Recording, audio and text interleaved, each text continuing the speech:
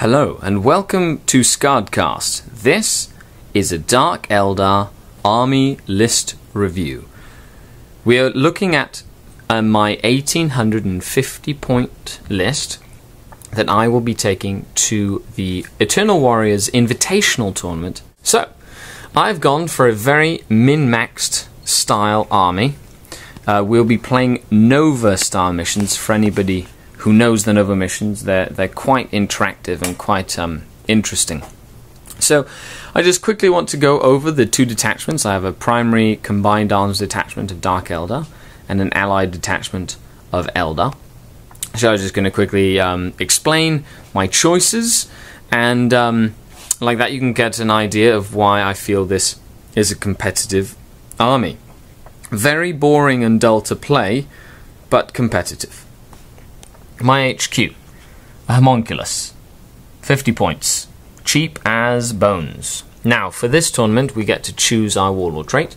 I chose +1 to seize the initiative and reroll reserves, as I feel that will help me in the game. For elites, we have 1 and 2 units of 3 Trueborn with splinter cannons and haywire grenades that act as anti-infantry and anti-tank. For troops, we have 5. One of them, by the way, one of the units is in this raider here with an enhanced sail.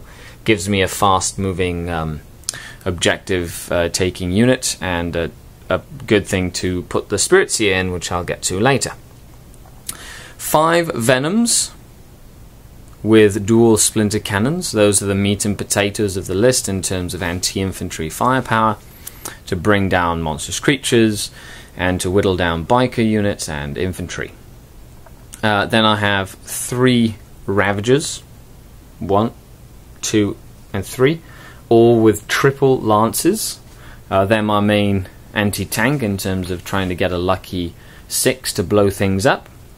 They don't really do attrition well, but they have the chance to blow tanks up, which is great.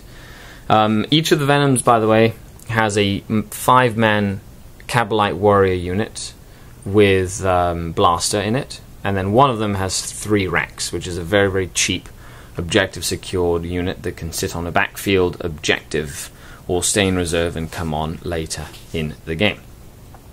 As an allied detachment, my Eldar.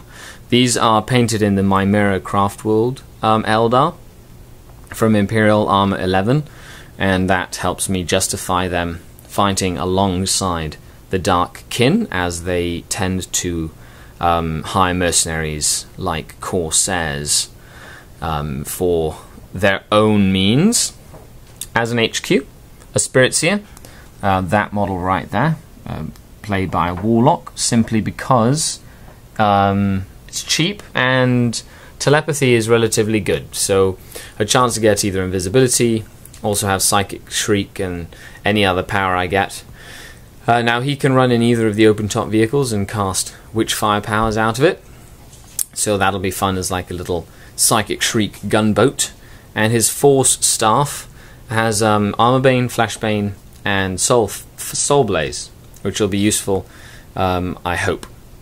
Then for troops, I have 2 units of 5 Dire Avengers with Wave Serpents with twin-linked scatter lasers. Let's be honest, in a competitive list, those are too good not to include, so they are, in my opinion, a must include. And then the Dire Avengers are just Wave Serpent attacks and happen to be objective secured.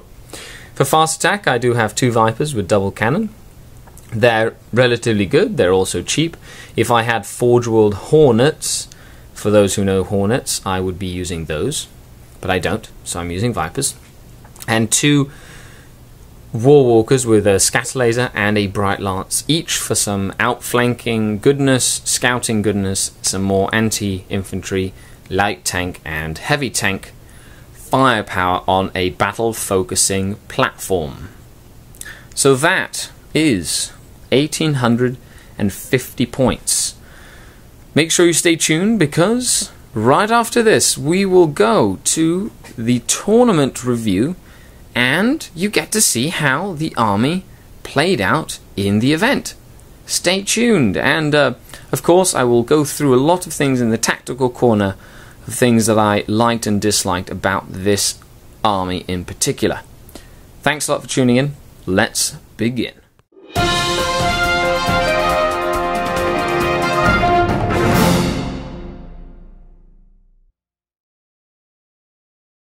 So it's tournament day. These are the tables that have been set up for the tournament. We'll go through the hall real quick so you can see them all. And looking forward to a great day. This is, of course, at the Gamers Lair, which is in Barrie, Ontario, Canada. You can check out their Facebook page. I'll put the link in the description down below. And, of course, I brought some trains so that we could set up a table. So that might be familiar to all of you. Okay, let's begin. Okay, we're in round 1, and this is the bottom of turn 2 on table 1. We're playing Blitzkrieg and Maginot, which is objectives. And right now, CJ, with his Iron Hands, is deploying. There's been a lot. Second turn for the Dark Eldar was relatively uneventful, with very few Space Marine models dying, lots of saves being made. I did steal the initiative this game, so that proved to be quite useful to stop the drop pod alpha strike from hitting me in place. And so far, liking the army and how it's working, and we'll be back after it with a couple of pictures. Okay, end of lunch, end of round 2, and we're going on to round 3. I'm playing Tim and his Beast Star, Eldrad, Farseer, and Wraith Knight with Wave Serpents, Army of Doom. And we're playing on this table over here. So far, second game was good. Played against Fred and his Necrons. Very tough game. Won it very luckily, as the game did not continue to turn 6. And in turn 5, I won barely. And then had more secondaries. So now, top-seeded table. We'll be back after this. Okay, so this is after Game 3. The Dark Eldar suffered a heavy loss against the Beast Pack. It was Vanguard deployment. I was hemmed in this table quarter, and the 30 model Beast Pack was all across here. I'll try to put a picture up so you can see it. And it basically just moved up, penned me in with invisibility cast on it, and Sanctuary for the +1 invulnerable save, while 2 Wraith Knights saved the backfield so I couldn't jump over. They cleaned up everything. At the end, I did squeeze 4 points out of that for objectives, but I did give up 15 points. So, still towards the top of the pack, but that was a heavy loss for the Dark Eldar army. So far, really liking the dynamic. If I would have gone first in this game, I failed to seize the initiative, but had I gone first, I would have been able to put a number on the Eldar force before he got to shoot. I lost about 5 Venoms in the first turn, which really hurt me that game. And now, moving on to turn 4. Game 4, don't know what's going to happen yet. We'll just go around, take a look at the different tables. This is the army that I just played. Very, very nasty army. Baron, Eldrad, Farseer with Shard of Inaris, 2 Wave Serpents with Dire Avengers, 2 units of Eldar Jet Bikes for objective secured, Cabalite Warriors, and then a Beast Pack with 30 Beasts, or 25 Beasts and 5 Beastmasters. And 2 Wraith Knights. Okay, let's go. Round 4, playing against Farsight, Enclave, and Tau. With Broadsides, Riptides, Skari, Hammerhead, Devilfishes, Fire Warriors, and Ethereal, Farsight with suits, another suit, and Riptide. So that is the army I'll be facing. We're playing kill points, which, once again, very tough game for my bazillion kill point army. And we're playing on this board. You might be familiar with the terrain, since it's the terrain that I use at home a lot. We'll be back after this. Okay, so the end of the event, end of my 4th game, I ended up getting 13 kill points to 6, which was quite a good showing for the Dark Eldar army. I'm quite tired after 4 2.5-hour rounds. The Tau ended up deploying broadsides and a buff Manda in that ruin, and I took first turn and just focused on that unit for 2 full turns, wiping it out, getting first blood, and really denying his ability to do damage back. He kept a lot in reserve, which I think was not a good thing. Man of the match, I would like to say, is the Spirit Seer. That guy was awesome this game, going around psychic shrieking Riptides and doing just generic shenanigans. So very, very happy about his performance. Other than that, this list. I'll do some tactical reviews on different things I like about it if you are a fledgling Archon. So stay tuned for the Tactical Corner, and we'll be back with the results of the tournament. Thanks a lot for watching so far. We'll be back.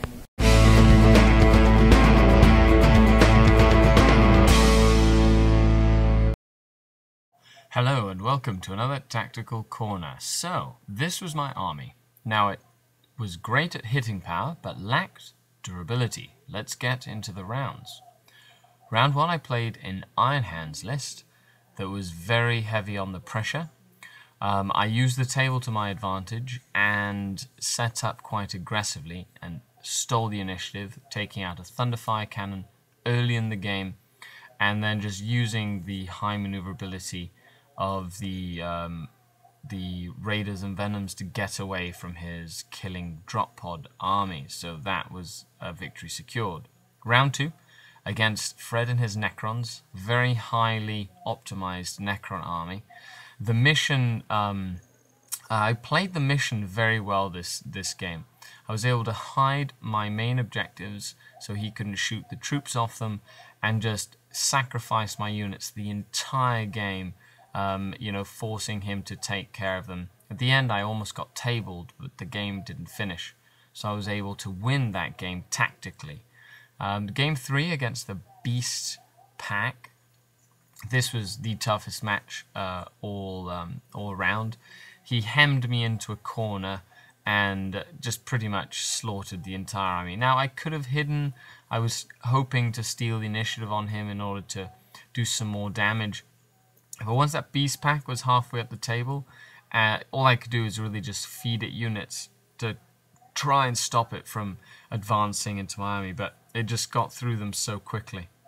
And now, Game 4 was probably my most entertaining game. Craig had a great Tau army, and we played on, the table that I know and love, considering it's all my terrain. And the mission was just straight up kill points. So I kept all my infantry in reserve, I used my tanks to great effect, and at the end I pretty much tabled him, losing only a few units in return. The unit I hadn't tried before with the list was the Spirit Seer. I really liked the dynamic of the Spirit Seer within the list, of course using one of my nicely painted Warlocks. Now, as for the event, the tournament really gave itself to good competitive play. The tables were well set up, there was a lot of terrain. The missions were very, very tactically challenging. The Nova missions, check them out. The ability to choose which primary objective you'd like your army to achieve and which secondary objectives you'd like your army to achieve to help give you the best chance you can. At the end, I did win second best overall and took home best painted army. So, guess what? Got myself a Spirit Seer. Thanks a lot for tuning in.